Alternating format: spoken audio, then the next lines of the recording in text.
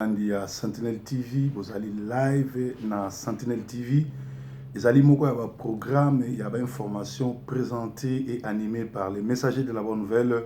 En direct, il y a mon galien à Manchester, Salomon Proverbe 3030, Pasteur Salomon, Didier Songo, Dibota Songo, c'est la même personne qui vient chaque fois qu'il y a une information d'actualité pour éclairer les compatriotes congolais. Chers compatriotes, bonjour, bonsoir, ça dépend de l'heure à laquelle vous allez suivre cet élément. En fait, Boutkolanda, Semeno Mobimbaza alimenté dans la déclaration à Mende. Mende dénonce un complot à ciel ouvert contre la souveraineté de la RDC. Est-ce que Mende est malade ou bien Mende est mythomane? Est-ce que Congo est allé dans la souveraineté? Quand un étranger, un Rwandais qui n'est pas congolais est venu prendre le pouvoir par les armes, il continue à massacrer, à tuer sans pourtant donner du social aux Congolais. Il continue à régner en défiant les Congolais. Et il y a Mende qui se pointe pour faire des déclarations que ils ont un complot ouvert contre le Congo. Alors, Azo s'adresser aux pays voisins, alors notre armée est mieux équipée et notre peuple plus aguerri qu'avant. Ça, c'est Mende, c'est malade. Ils savent bien que le peuple ne veut plus de Kabila et de tout son agglomérat des aventuriers, des assassins. Alors, date du 28 mai 2018, on a tweeté ceci. Après que le vice-premier ministre chargé des Affaires étrangères et d'intégration nationale, Léopold Sédar Katumbi, a reçu samedi 26 mai les représentants diplomatiques accrédités à Kinshasa de la République française, du Rwanda et de l'Angola sur les propos d'Emmanuel Macron au sujet de la RDC. Qu'est-ce qui a été dit entre Emmanuel Macron, Paul Kagame, sans que nous le sachions? Il s'agit de la RDC. Il s'agit de la RDC, pays souverain comme la France, l'Angola. Nous avons entendu la réponse. Si elle n'était pas satisfaite, nous tirerons toutes les conséquences. Certains ont pris l'habitude de parler de nous sans nous. Mais ils le parlent de vous sans vous parce que vous êtes illégal, parce que vous êtes des criminels. Monsieur Mende, sentez-vous heureux d'être encore en liberté? Vous devez aller rejoindre Jean-Pierre Bemba et les autres au tribunal correctionnel de la CPI parce que vous êtes des criminels. Donc, sentez-vous heureux d'être encore libre et de raconter des histoires, aller raconter des salades sur le net. Donc, au Ezali Bongo entretien, il y a Mende, na ambassadeur Angola, il y a France, il y a Rwanda.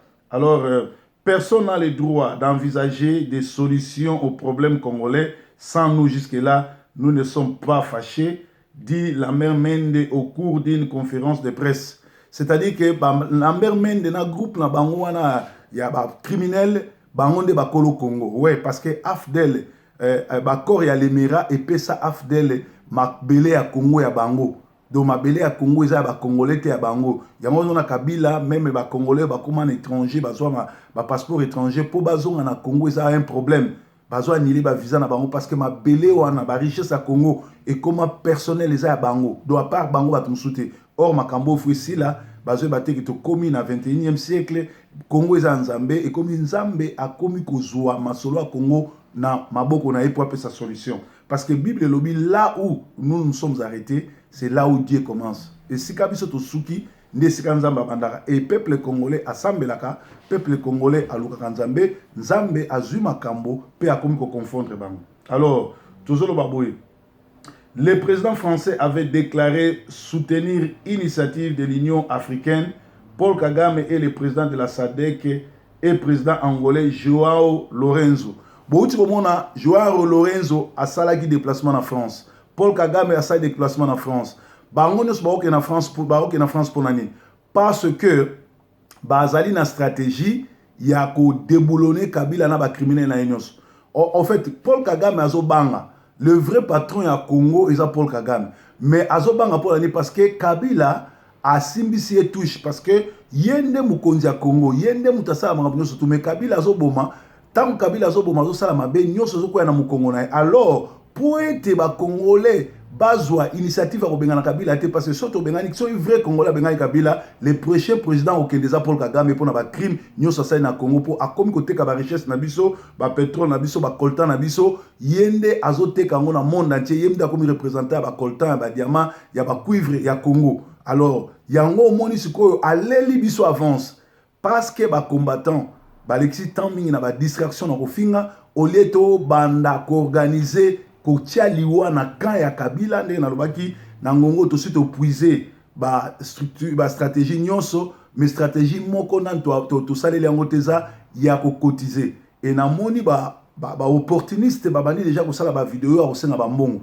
Mais moi je crois que vraie initiative ezali oyo mwana mboka Joe Mubiala sali na Zurich c'est ngebo ba ke ba banque no surtout ya monde bazala ka bongo na Suisse et ko sala malamu to confier Joe Mubiala na groupe na e masolo mbongo bango baza crédible parce que baza bat o ba vandi place mbongo vandaka to mona na no Joe Mubiala na buzo baté to yokaina na koyiba te to yokaina détournement te. Par contre bato mususu o bazo pesa bino bazo ya na ba liturgie bazo ya na ba salade bazo ya na bazo ya na théologie ya mulai soko tali bien na sima na ye a un esprit koyiba parce que ça na solution moko te. Alors soki to pesi Joe Mubiala na groupe na ye confiance que bango nde ba komi ko zo mbongo ba congolais nyo ba tiango na banque na Suisse mbongo wana ko aider biso to sala parce que na mokili so za na mbongo te oza na valeur te na zo biso solo basi nyo so za na bango na bandako soko za na mbongo sute a okende ata bo sambela mukonyo surtout et ba juif ba comprenant ngo ba boya ko za na mbongo ba koma na mbongo parce que celui qui a l'argent c'est celui qui dirige. Même la Bible lobby oyo azo pesa yo okoko esclave na ye kozalaka toujours ko pesa kate parce que okobanda ko défendre okobanda ko salela mutu wana. Alors esengeli na biso to confier mbongo na ndeko Joe Mubiala na Switzerland na groupe na ye et aux amala mungai personnellement passé à diaspora nazo senga ba congolais so ba pesa groupe wana ya Joe Mubiala mbongo parce que ba kobanda ko pesa biso compte rendu tandis que bato tout bazoleka bazos na ba net ko expliquer bino ba kozwa mbongo tout et tout ce sont des aventuriers so otalika ke lobeli na bango mona qui sont des aventuriers donc na boucler wana. Alors ba lobi que awa tozongi ba lobi était la même Mende avait prévu également que les pays voisins qui ne serait tenté initiative belliqueuse contre la RDC. Il a rappelé le sort réservé à Mobutu après, dit-il, après avoir servi pour déstabiliser d'autres pays voisinages. Mais il s'adressait à Kagame. C'est Kagame qui a déstabilisé le pays. Donc, Kagame, oya sana Mobutu yango zongole Kabila, bango nde ba ko déstabiliser Congo comme pengo nga ba déstabiliser bango. Alors politiquement et militairement, nous avons des moyens. Nous avons un peuple plus aguerri, une armée plus équipée. Armée congolaise équipée. L'armée la plus équipée, la mieux équipée et la plus forte, il y a sous-région, et Angola. Même Rwanda est en Angola. Donc Angola est armée équipée dans l'équipement au 21e siècle. Donc on a Congo, nous sommes en armée. Tous en a bande ya criminels na ba mercenaires, il y a pas une armée, tous en a batute kuna o menda zolo pe menda e bien que na Congo il y a pas une armée. Alors oyo ezali kaka ndenge bana mboka ya Congo na libanda ba loba trop ba sale le côté 17 ans Kabila zo na pouvoir ndenge pe menda zolo tala congolais nyon surtout asala ka vidéo na simane drapeau ya vrai Congo ngo drapeau tozo indépendance ngo drapeau inspiré par Dieu na Lumumba pe na Kasavubu yango oyo palo a récupérer. Tant on a un drapeau oyo nazali l'homme spirituel, nazali molobeli ya Nzambe, vrai drapeau ya Congo ango. So bozo sala ba marche, so bozo bima libanda, bozo na drapeau te, bozo bima drapeau o mususu wana eza drapeau occupation. Vrai drapeau ya Congo ango. Na ko expliquer bino tina cette étoile na émission mususu et koya na ko expliquer bino pourquoi drapeau eza prophétique. Pourquoi vrai drapeau à Congo? Pourquoi toujours le drapeau na Union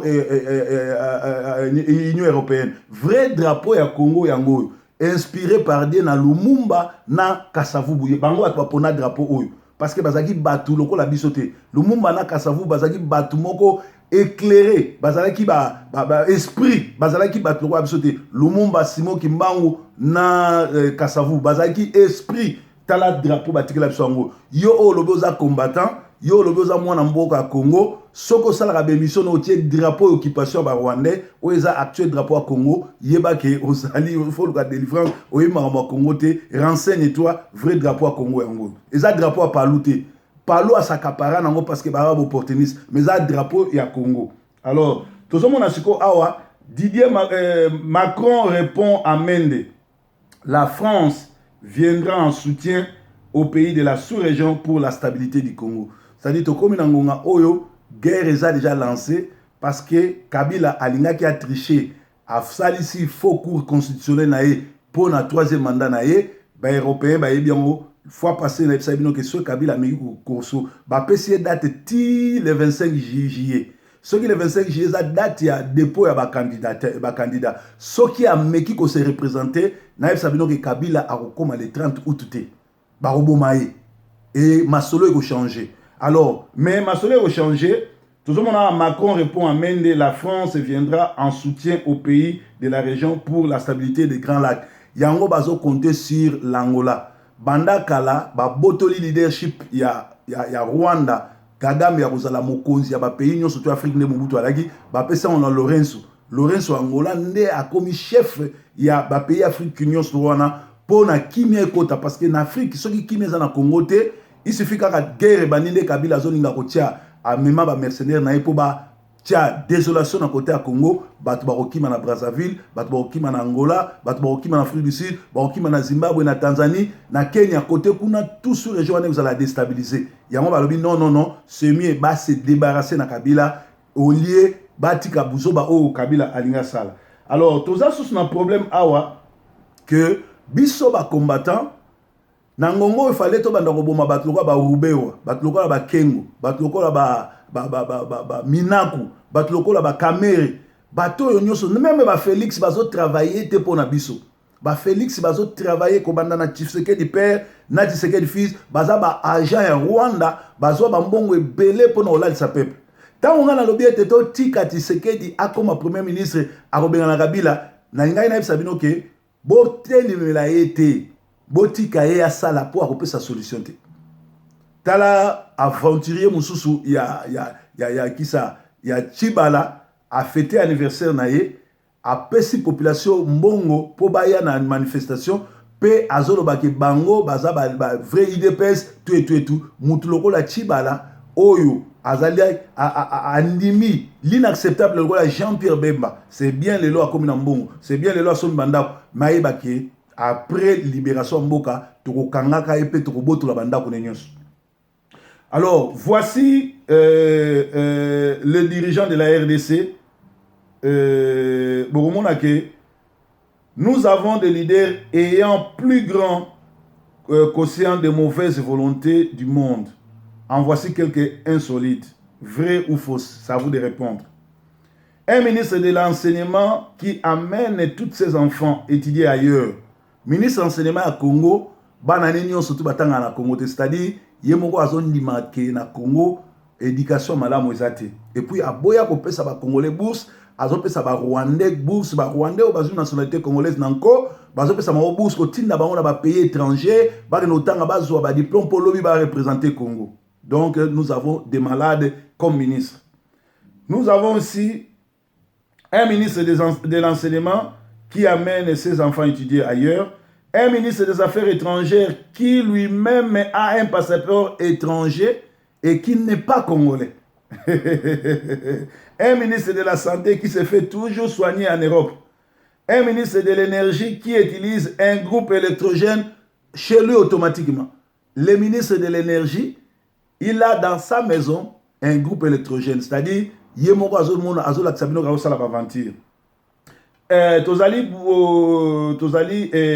un ministre de justice qui s'est fait accuser par la justice étrangère. Un ministre de PINC qui a un tourage V, valise, satellite et un grand fan de VPN en cas de coupure d'Internet. Un ministre d'Environnement qui est fan de la viande de singe boucané. Ministre de l'Environnement, il est fan de singe boucané. C'est-à-dire chaque semaine, il y a un singe pour aller en haut. Un ministre de PTI qui se fait livrer ses courriers par DHL. Ministre il y a communication, PPTI, c'est-à-dire Yemoko, Biloko na DHL. Un ministre de genre, famille et enfants qui est divorcé 5 fois sans enfant. Ministre il y a genre et famille na Congo, divorcé 5 fois sans amoanaté. Un ministre de l'agriculture qui mange que les légumes importés, les beefsteaks de McDonald's et un ministre de l'Intérieur qui n'est même pas inquiété après invasion de plus de 8000 prisonniers, qui n'est même pas inquiété quand l'armée rwandaise envahisse le Congo, quand les Ougandais tuent le Congo et les ministres de l'Intérieur et le président de la République et le premier ministre, ce n'est pas leur affaire. Nous avons un premier ministre, Moulouba, on tue au massacre au Kasaï, ce n'est pas son affaire. Voilà le genre de ministres que nous avons. Un ministre du Travail qui n'a jamais exercé un travail décent au pays et qui ne donne même pas du travail. Il ne crée même pas du travail au Congo. Et il s'est fait appeler ministre du Travail. Un ministre des Infrastructures qui ne se déplace qu'en hélicoptère car il n'y a pas de route. Un ministre de l'Économie qui s'est fait appeler dollar bivore car il ne dépense qu'en dollars. Un président de la République qui s'est fait teinter sa petite barbiche au lieu de nous organiser les élections et payer les gens et signe pour préparer son vieillissement au pouvoir. Alors, presque tous les responsables politiques congolais ont leurs familles vivant en Europe, dans la grande bourgeoisie, en Amérique, en Europe, pour dire que le Congo est comme un petit carré minier artisanal où tout désordre est permis pour s'enrichir. Mais en même temps, on met sa famille à l'abri de toutes les conneries. Tout ceci peut paraître comique, mais observez bien que nos gouvernements et nos gouverneurs, vous retrouverez ces problèmes dans leur vie. Donc, ezali réalité oyo salama na Congo. Donc, tokomi na ngonga oyo guerre ya mende na ba Rwandais na Angola na ba Français, ezali guerre moko oyo eza ko sonner alarme que Kabila ba jour na ye eza kotanga. Yo Congolais bima na distraction, to sangana to tia mbongo, to tika biloba loba, to tika kokumisa ba kolabo, to salela Congo to libérer Congo. Ezaki bongo breaking news alelo. To sambela pote makila etangate na Congo mais baboma Kabila na groupe na ye na batu na d'ailleurs la plupart bata PPRD o baza averti ba komi kokima. Breaking news, vrai drapeau à Congo yango. Bye bye for now.